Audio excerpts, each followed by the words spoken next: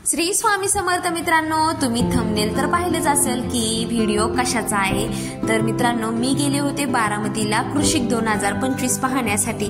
तर मी खरंच खूप एक्साइटेड होते बरं का, कारण की मला खूप मनापासून इच्छा होती की मला बारामतीचं कृषी प्रदर्शन पाहायचंय, जे की आपल्या भारत देशातलं सगळ्यात मोठं कृषी प्रदर्शन भरतं आणि त्याच्यामध्ये पाहण्यासारख्या खूप साऱ्या गोष्टी असतात आणि खूप साऱ्या गोष्टी शिकण्यासारख्या असतात। म्हणून मी पाठीमागच्या वर्षीपासून एक्साइटेड होते, कारण की पाठीमागच्या वर्षी मला काही कारणास्तव प्रदर्शनाला जाता आलं नाही, म्हणून मी ह्या वर्षी आवर्जून या प्रदर्शनाला गेले। तर मित्रांनो, पहिल्यांदा आम्ही असे फुलं पाहिले, झेंडूचे फुलं। झेंडूच्या फुलामध्ये पण 2-4 प्रकारच्या जाती पाहिल्या। त्याच्यानंतर सूर्यफूल, जे की आपण ह्या फुलांची शेती करू शकतो, अशा फुलांचे आम्ही पहिले पाहिले आणि त्यांची माहिती घेतली मित्रांनो। त्याच्यानंतर आम्ही केळीचं पाहिलं, केळीची बाग पाहिली। तर मित्रांनो, केळीचं असं असतं की एका केळीच्या झाडाला एकच फळ येतो केळीचा, आणि तो फळ काढायच्या आधी पण आपल्याला ती केळी तोडून टाकावं लागती।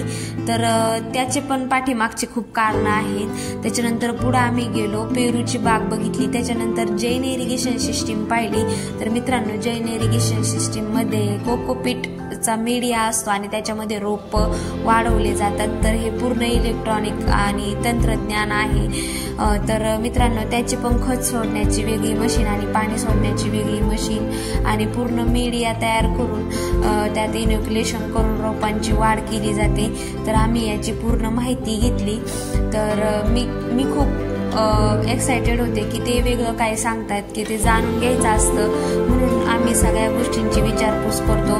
तर ह्या इरिगेशन सिस्टीमचा पूर्ण आपल्याला जर घ्यायचा असेल तर 3 ते 3.5 लाख रुपये असा खर्च येतो।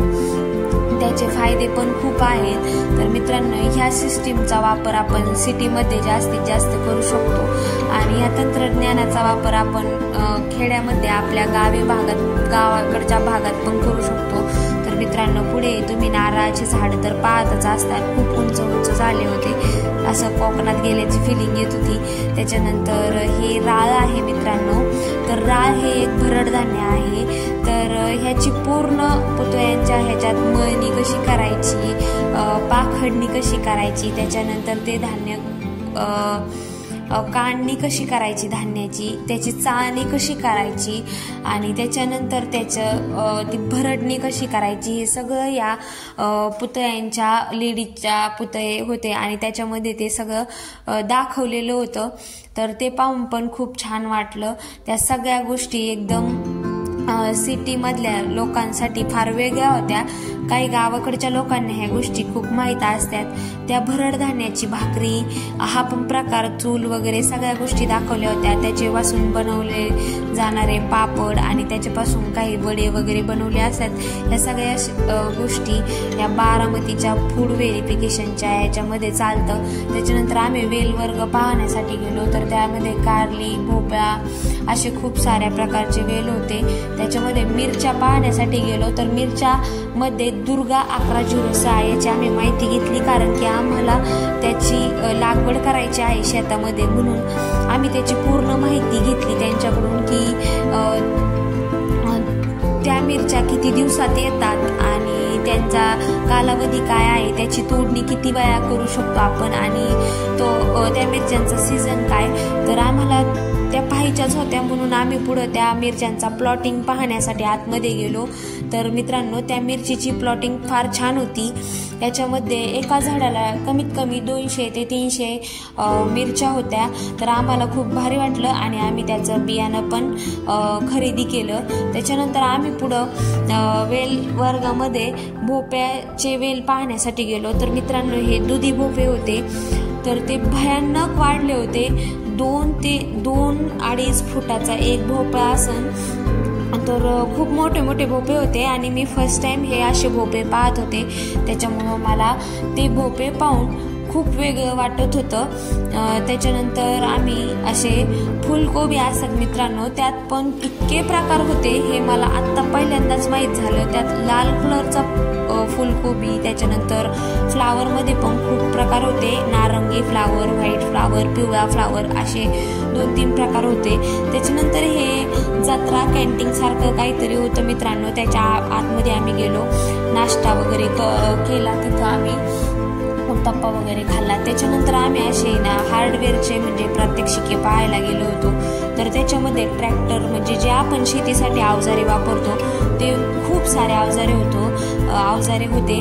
तर ह्याच्यामध्ये आपण जे औषध मारतो बागांसाठी, जे द्राक्षाची बाग असती, पेरूची बाग असती, लिंबुनीची बाग असती, त्याला शक्यतो करून आपल्याला पंपाने फवारणी करायला ताण पडतो, त्यासाठी ते पाहिलं। आणि त्याच्यानंतर आम्ही इकडे गेलो हे असे बैल वगैरे पाहण्यासाठी। तर मित्रांनो हे बैल पण मी असे पहिल्यांदाच पाहत होते, कारण की ह्यांची वजन कमीत कमी 1000 किलो ते 1500 किलो पर्यंत बैल होते। आणि ह्याच्यामध्ये आम्ही हिरा आणि सोन्या हे 2 खूप मोठे मोठे बैल पाहिले। त्याच्यानंतर एक मोठा दुसरा पण एक बैल होता काळ्या रंगाचा, त्याचं पण 1500 किलो वजन होतं मित्रांनो ह्या बैलाचं। तर तो पण दिसायला आवाढव्य होता। त्याच्यानंतर इकडे ही म्हैस होती मित्रांनो, तर त्या म्हैशीचं पण आम्ही पंढरपुरी म्हैस म्हणतात तिला, तिचं दर्शन घेतलं आणि दर्शनच म्हणतात पाहायला तिला। त्याच्यानंतर हा रेडा होता मित्रांनो, तर हा रेडा 1 कोटीचा होता आणि तो अक्षरशः खूप आवडव्य 3.5 वर्षाचा असा रेडा होता। त्याच्यानंतर पुढे आम्ही गेलो एक गॉट फार्मिंग पाहण्यासाठी। तर गॉट फार्मिंग मध्ये असं होतं, वरती शाया होत्या, मध्ये कोंबड्या होत्या आणि खाली माशांची शेती होती। म्हणजे या सगळ्या गोष्टी तिन्ही सोबत करू शकतो। तर मित्रांनो इथं श्वान पण होते खूप। तर मित्रांनो त्यात एक पिवळ्या रंगाचा तुम्ही स्टार्टिंगला पाहिलेला तो एंटरटेन पिक्चर मधला तो कुत्रा होता। त्याच्यामध्ये कुत्र्याच्या सगळ्या प्रजाती पाहायला भेटल्या। त्यांच्याकडे पाहून पण खूप भारी वाटलं, कारण खूप मोठे मोठे कुत्रे होते आणि भारी वाटलं त्यांच्याकडे बघून, कारण बापरे एवढे मोठे एवढे उंच कुत्रे असतात। आणि त्याच्यानंतर आम्ही पुढे गेलो तर हे पूर्ण तंत्रज्ञान दालन होतं। तंत्रज्ञान दालन म्हणजे सगळं तंत्रज्ञानावरती पिकवले जाणारे फळ असो किंवा भाजीपाला असो, ह्या सगळ्या गोष्टी होत्या। त्याच्यात आम्हाला मुख्य करून केळीचे प्रकार पाहायला भेटले। त्यात ब्राऊन केळी होती, ब्राऊन केळी पण मी फर्स्ट टाइम पाहत होते। त्याच्यानंतर दूध, गाईचे दूध काढण्यासाठी। आणि मित्रांनो त्याच्या बाहेर आल्याच्या नंतर हे काय होतं माहीत नाही, पण ते गाजरासारखं पण वाटत होतं आणि एक असं वेगळं पण काहीतरी भाजीचा प्रकार वाटत होता। तर ह्या गोष्टी पण होत्या।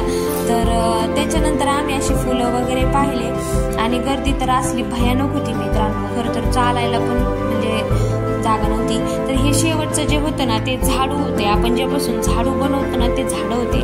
तर असं मी सगळं एन्जॉय केलेलं आहे। तर मित्रांनो माझा व्हिडिओ आवडला असेल तर मला लाईक करा, शेअर करा, सबस्क्राईब करा आणि मित्रांनो माझा व्हिडिओ कसा वाटला ते मला कमेंटमध्ये नक्की कळवा। आणि असेच नवीन नवीन व्हिडिओ पाहण्यासाठी माझ्या चॅनलला नक्की सबस्क्राईब करा। चला भेटूया पुढच्या व्हिडिओमध्ये, धन्यवाद।